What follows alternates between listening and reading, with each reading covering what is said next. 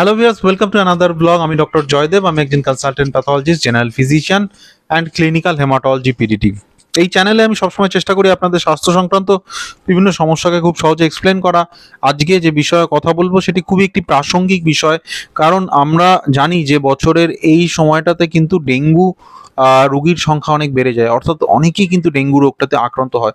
সুতরাং ডেঙ্গু রোগে বেশি মানুষ আক্রান্ত হলে সেখানে ডেঙ্গু হেমারেজিক ফিভারের মতো কমপ্লিকেশনও হওয়ার আশঙ্কা কিন্তু অনেক বেড়ে যায়। তাই আমাদের বেশ কিছু বিষয় আছে যেগুলিতে একটু সতর্ক হতে হবে, অর্থাৎ কিছু ডুজ অ্যান্ড ডোন্টস আছে যেগুলি আমাদের কিন্তু ফলো করতে হবে। তো আজকের ব্লগে আমি সেই বিষয়েই আলোচনা করব। আপনি যদি আমার এই চ্যানেলে নতুন হন, চ্যানেলটি সাবস্ক্রাইব করতে ভুলবেন না এবং তার পাশাপাশি অল নোটিফিকেশনও অন করতে ভুলবেন না। আমার ফেসবুক পেজের লিঙ্ক নিচে ডেসক্রিপশন বক্সে দেওয়া থাকবে, সেই লিঙ্কটিতে ক্লিক করে পেজটি ফলো করতে পারেন রিসেন্ট আপডেটস পাওয়ার জন্য। তো আজকের বিষয় চলে আসে। আজকের বিষয় হলো ডেঙ্গুর ক্ষেত্রে আমরা কি করব এবং কি করব না। প্রথমে আমরা জানবো যে ডেঙ্গুর ক্ষেত্রে আমাদের কি করা উচিত। সুতরাং সেই বিষয়টা প্রথমে দেখে নেওয়া যাক। যে ক্ষেত্রে যেটা সমস্যা হয় যে জ্বর যখন আসবে আমাদের কিন্তু জ্বর কন্ট্রোলে আনতে হবে। তার জন্য আমাদের কি করতে হবে, যে প্যারাসিটামল জাতীয় মেডিসিন আমাদের জ্বর কমানোর জন্য ইউজ করতে হবে। ডাক্তারের পরামর্শ অনুযায়ী নিতে হবে। ডাক্তার যে ফ্রিকোয়েন্সিতে নিতে বলবেন আমাদের কিন্তু সেইভাবে নিতে হবে। আর ইউজুয়ালি কি হয় যে জ্বরের তীব্রতার উপরে এর ডোজ ডিপেন্ড করে।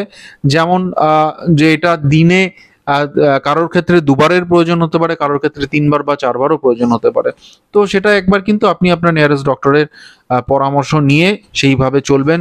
চেষ্টা করতে হবে জ্বর যখনই আসবে প্যারাসিটামল জাতীয় জ্বরের ওষুধ নেওয়া, অবশ্যই প্যারাসিটামল জাতীয় জ্বরের ওষুধ নেওয়া। অন্য কোনো কিন্তু জ্বর বা গা হাত পা ব্যথার ওষুধ ডাক্তারের পরামর্শ ছাড়া একদম নেবেন না। সুতরাং জ্বরের জন্য প্যারাসিটামল জাতীয় ওষুধ নিতে হবে। কি ফ্রিকোয়েন্সিতে নেবেন, কখন নেবেন না সেই বিষয়ে কিন্তু অবশ্যই নিয়ারেস্ট ডক্টরের পরামর্শ আপনি নেবেন। নেক্সট হচ্ছে যে ডেঙ্গুর ক্ষেত্রে আরেকটা খুব কমন যেটা সমস্যা হয় সেটা হলো ডিহাইড্রেশন, অর্থাৎ শরীরে জলের পরিমাণ কমে আসতে থাকে। সুতরাং আমাদের শরীরে যাতে ডিহাইড্রেশন ডেভেলপ না করে, সুতরাং ডিহাইড্রেশন যাতে না হয় সেই বিষয়টি কিন্তু আমাদের খেয়াল রাখতে হবে। তার জন্য পর্যাপ্ত পরিমাণে জল নিতে হবে। আমরা নর্মালি যেরকম জল নিই তার থেকে একটু বেশি নিতে হবে। এবং জল নিতে পারেন আপনি, বিভিন্ন রকম স্যুপ নিতে পারেন, ফলের রস নিতে পারেন। তো যেই ধরনের খাবারের মধ্যে লিকুইড আছে বেশি পরিমাণে সেরকম খাবার নিতে হবে এবং জলও কিন্তু তার সাথে নিতে হবে। তো এই দুটি স্টেপ ফলো করতে হবে। এর সাথে কি করতে হবে, যে রেস্টে থাকতে হবে, রেস্ট কিন্তু নিতে হবে। খুব বেশি সেই সময় পরিশ্রমের কাজ করা যাবে না। এবং কয়েকটি বিষয় কিন্তু খেয়াল রাখতে হবে, একটু সতর্ক হতে হবে।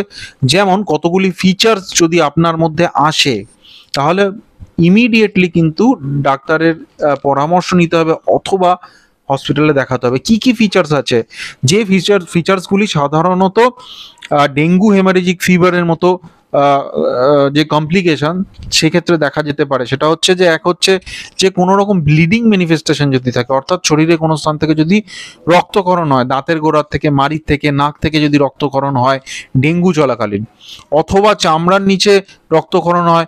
সেটা কিভাবে বোঝা যায়, সেটা হচ্ছে চামড়ায় হচ্ছে বিভিন্ন স্থানে লাল বা কালো ছোপ ছোপ দাগ যদি হঠাৎ করে অ্যাপিয়ার করে সেক্ষেত্রে সতর্ক হতে হবে।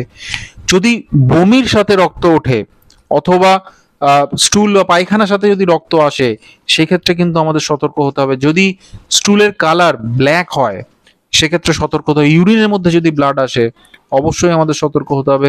হঠাৎ করেই পেট ব্যথা শুরু হয়ে গেল এবং সেই পেট ব্যথা কিছুতেই কন্ট্রোল হচ্ছে না, অথবা কারোর হয়তো খুব দুর্বল লাগতে শুরু করলো, বা হয়তো মাথা ঘোরাতে শুরু করলো, তো এইরকম যদি ডেঙ্গু থাকা অবস্থায় যদি এরকম ফিচার্স ডেভেলপ করতে থাকে অবশ্যই কিন্তু দেরি করবেন না। সেক্ষেত্রে অবশ্যই নিয়ারেস্ট ডক্টরের পরামর্শ নেবেন অথবা আপনি হসপিটালে গিয়ে একবার ডক্টরকে দেখিয়ে নেবেন।